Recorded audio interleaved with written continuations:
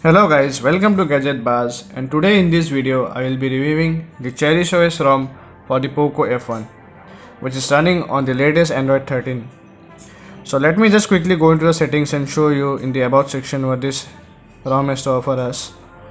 As you can see, it's running on the latest Android version 13, and the security patch is also September 5. This layout kinda reminds me of old OnePlus devices. They used to come with the same layout.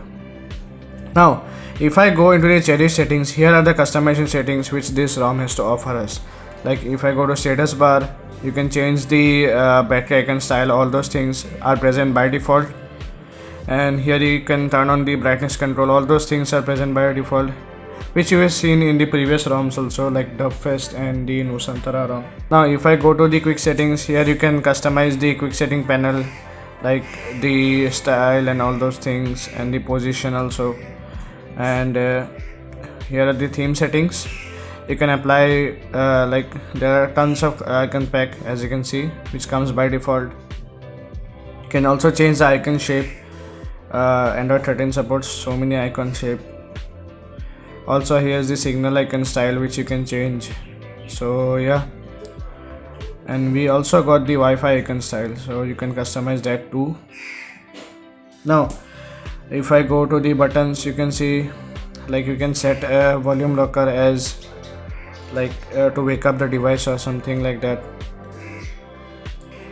Now if I go to the animations, you can customize it. I think this thing is bugged, like it doesn't open, so this thing is kind of bugged. So yeah, this need to be fixed. If I go to the lock screen, here are the usual lock screen settings which you get.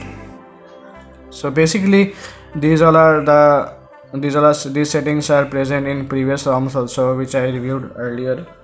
And you can also spoof in games, like if you turn on this unlock higher FPS in games, you can turn on the 120 FPS or 90 FPS, but yeah, you won't get that like pure 90 or 120 FPS.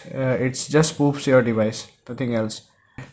Yeah, you also get this unlimited photo storage, so turn on this to get the unlimited photo storage. And if I go to the display settings, here you are getting the all the live display colors, color saturation, all those things are present by default. We also get the pocket detection setting, which is super useful. Like if you keep the phone in your pocket, it will prevent from accidental touch. So yeah, that's pretty good.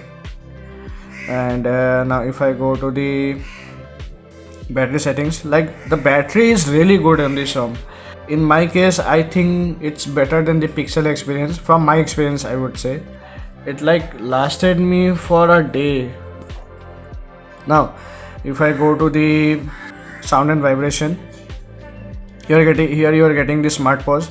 So basically what it does is if you lower down your volume to 0, the video which you are watching in the YouTube will automatically get paused. So that's a really good feature to have. And these all are also present. We also get a direct sound enhancer, which is really good. And other than that, these settings are the same which we used to get in the Android 12 also, so no changes. And here are the utilities like live caption, live translate, and sound amplifier. So yeah, these all are present. And regarding the performance, yeah, the performance is really good. I didn't notice any lagginess or something like that.